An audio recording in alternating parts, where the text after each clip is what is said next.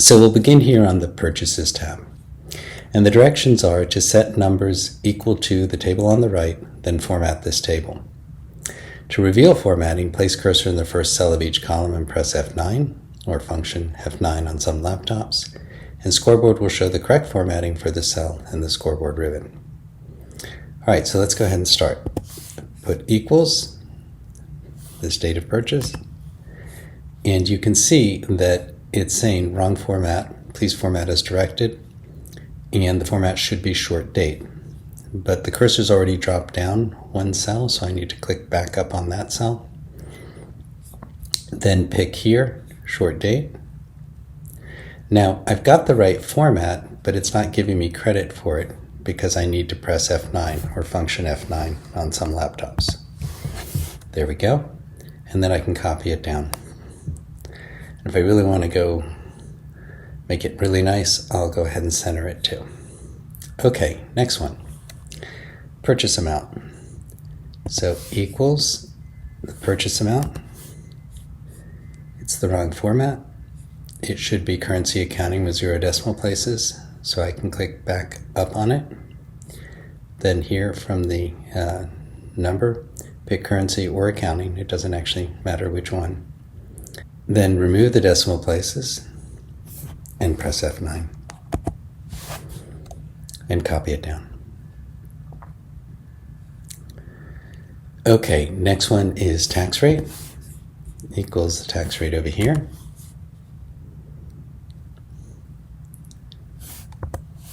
And it should be formatted as a % with 1 decimal place.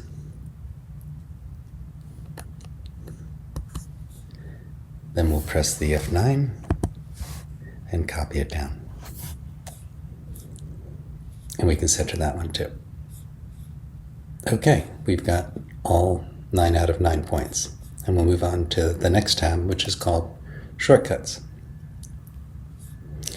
The directions are substantially the same from the prior tab, but this time we're also going to copy the titles. So equals first title, and because these are all done the same, we can just copy that across. All right, now starting with number of items purchased equals the number here. It should be number of 0 decimal places, so we'll take away the 2 decimal places. And then F9. Now this one we can't just double click to copy it down. We're going to have to actually drag it down because there is no column that already extends the full length. So it just wouldn't know where to stop. In other words, it can't read the shading to know that it stops at the end of the shading. Okay, and we'll center that. And then date of purchase. And notice how Excel stores dates. It stores dates as the number of days since a year really, really long time ago, like 100 years ago or more. Okay, so we put equals that date. And then what we will do is change the formatting to short date and press the F9 to get credit. Now this one will copy down because there's already a column right next to it, so it knows when to stop. We can center those. All right, purchase amount equals, that's supposed to be currency accounting with 0 decimal places. This time, just to be different, I'll pick currency, take away the decimals, F9, double click down, and this one I can center. And then the tax rate. And here we're going to pick different formatting for the tax rate, so it'll be interesting than we did on the last tab. This time we go % with 2 decimal places, and F9, and copy it down, and center. Great. We're all set. The next one is equation. And this one is a little bit tricky. So this is the equation that we're trying to produce. And we're going to produce it using these values here, these three values here, and these two values in these two columns here. And so the trick of this is that whenever we reference a value up here, it must be an absolute reference because these values are not in the same row, same table. Whereas whenever we reference a value here, we want to use a relative reference, in other words, no dollar signs, because it is. In addition to that, we've got to pull off this formula, which is going to be pretty tough. The reason these formulas are tough is because you have to match parentheses, and we actually have to have more parentheses than you even see here. And so that makes it really hard to know which parentheses goes with which. So I'm going to show you the way that I do this to avoid problems. All right, and I want you to note here that you'll get the wrong answer unless you put parentheses around both the AX and BY terms, these two terms here. In the first division, otherwise it will be interpreted as AX divided by B times Y. So effectively Y would jump up to the numerator, which is not what you want. All right, so I'm going to start. So every formula starts with an equal sign, and we're starting out with AX times BY, and I just told you that those need to be divided by BY, and those need to be in parentheses, so equals, and then the A value is this 10 here. Remember, that's outside, so I have to lock it. On a Mac, that's Command T, and on Windows, it's F4, or on some laptops, Function F4.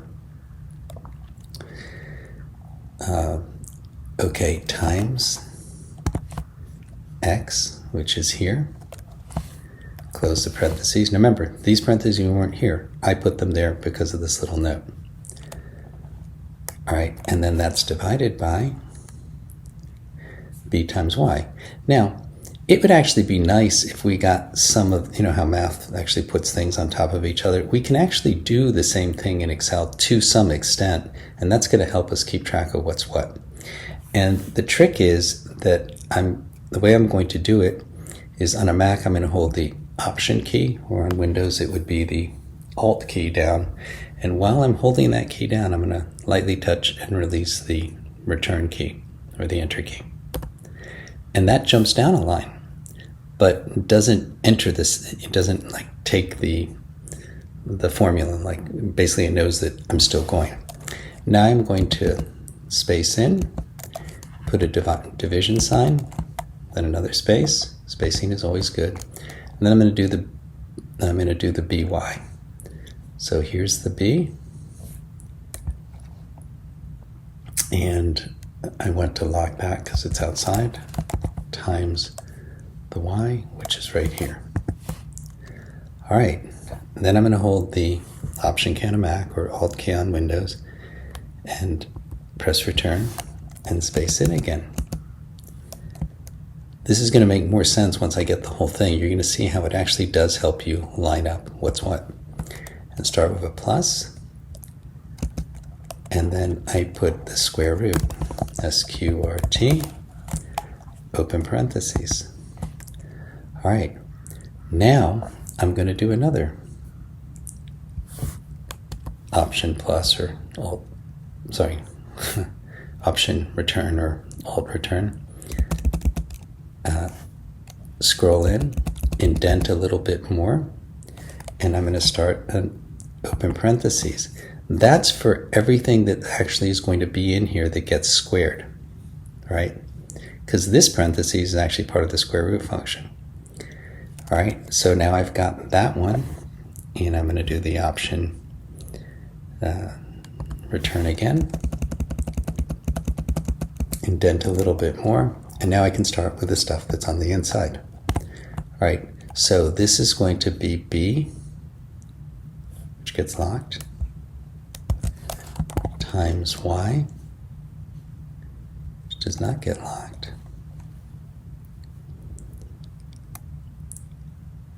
minus, put a space there, and that is minus C times X. So C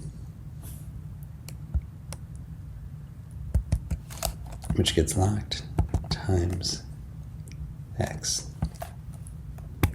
All right, so now I just took care of this term here.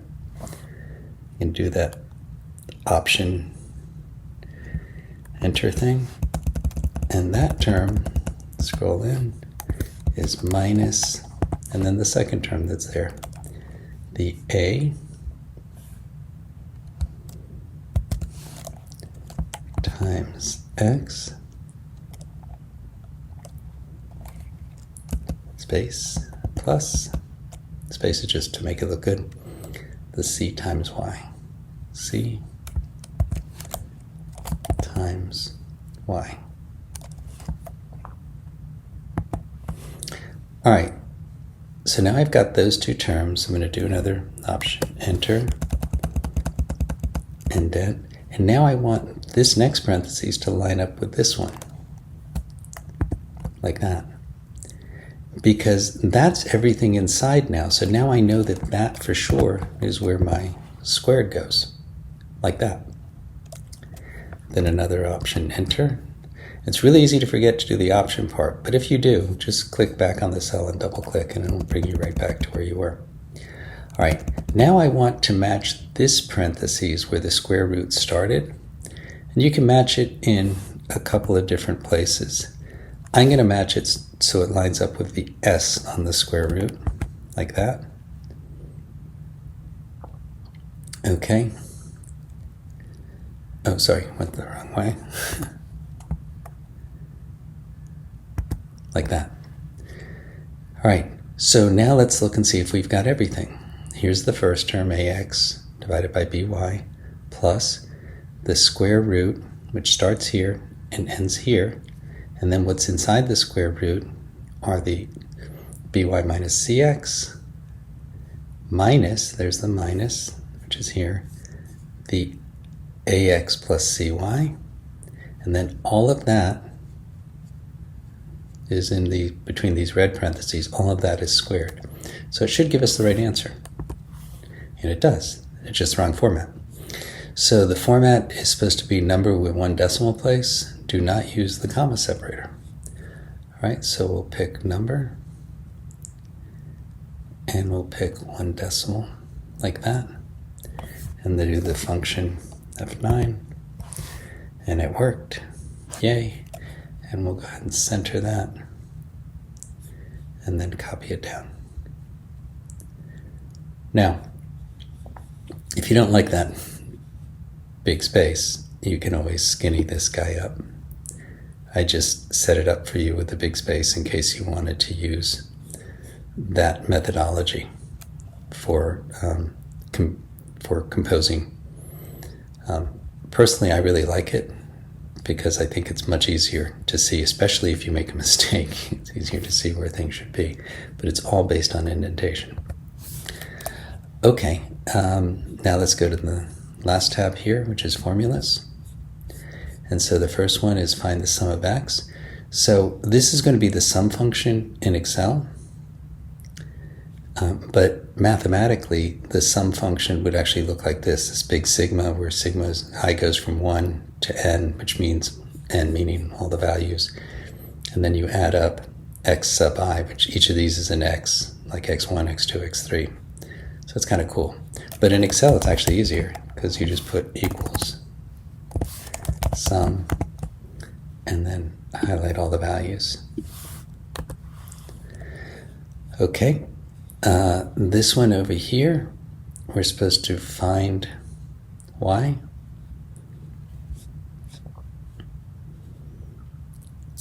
And it's going to be AB plus ED. Now, here, we could do that fancy formula that I showed you, but because it doesn't have squares or square roots or anything like that, we can probably just do it in line and keep track of what's what. But we're going to also need to start with parentheses. So open parentheses, it's going to be A times B plus C times D. C times D. Then close that parentheses. That's the whole numerator. I'm going to put a space. just make it look pretty. Division sign, another space, open parentheses, E times F plus G times H. And fix the formatting, should be number with 3 decimal places. Do not use comma separator. So there's 3 decimals, function 9, good. And now here we've got, given that t equals vt, we're supposed to find velocity. So solve this formula for velocity. So velocity is d divided by t. So we'll just go ahead and plug that in. Equals d divided by t. And then format that as a number with just 1 decimal place. And it looks like it's a number of 1 decimal place, but the formatting is general. We have to force it into number. So hit number, and then reduce the decimal place, and then F9. And then finally, you've got given profit is equal to revenue minus expense. If you solve that equation for revenue, right, which just means adding expenses to both sides, you get that revenue equals profit plus expense. And so now we go ahead and do that. So equals profit plus expense. And it's already formatted correctly, so we don't have to do anything. And we're all done. Congratulations.